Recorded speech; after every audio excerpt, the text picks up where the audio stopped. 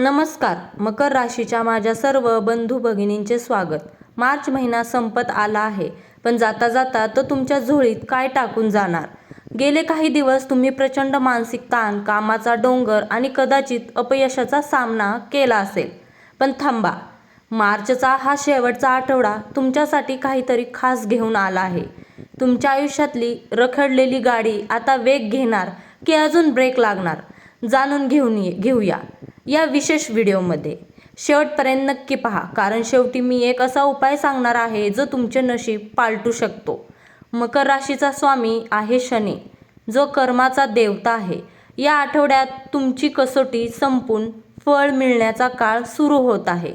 नोकरीत जे राजकारण सुरू होतं त्यापासून तुम्ही आता दूर व्हाल. तुमचे विरोधक शांत होतील.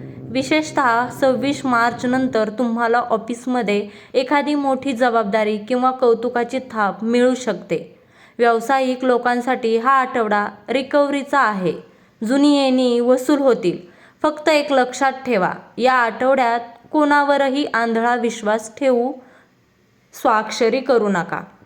मकर राशीच्या लोकांसाठी हा आठवडा आर्थिक बचतीचा आहे.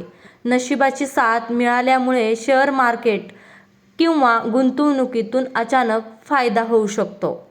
जर तुमचे घराचे किंवा जमिनीचे व्यवहार अडकले असतील तर या आठवड्यात त्यांबाबत हालचाली होतील. पण सावधान, चैनीच्या वस्तूंवर अवाजवी खर्च टाळा. लक्ष्मी घरात येते, तिला जपून ठेवा. कुटुंबात आनंदाचे वातावरण राहील. जर तुमच्या जोडीदारासोबत काही कारणास्तव अबोला असेल तर तो तोडण्याची हीच योग्य वेळ आहे. तुमच्या शब्दांना वजन प्राप्त होईल. आरोग्याच्या बाबतीत मकर राशीच्या जातकांनी डोळ्यांची आणि पाठीच्या कण्याची काळजी घ्यावी. सतत लॅपटॉप किंवा मोबाईल समोर बसणे टाळा. संध्याकाळी थोडा वेळ निसर्गाच्या सानिध्यात घालवा. मानसिक शांती मिळेल. मकर राशीसाठी मार्चच्या या शेवटच्या आठवड्यात दशरथ शनी स्तोत्राचे पठण करणे अमृतासारखे ठरेल.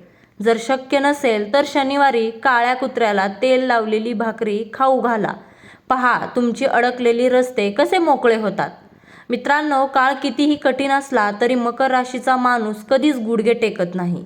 तो लढतो आणि जिंकतोच. हा आठवडा तुमच्या विजयाची पहिली पायरी ठरो, हीच सदिच्छा. व्हिडिओ आवडला असेल तर मनापासून एक लाईक करा आणि कमेंटमध्ये जय शनिदेव लिहायला विसरू नका.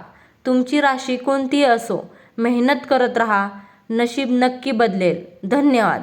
श्री स्वामी समर्थ.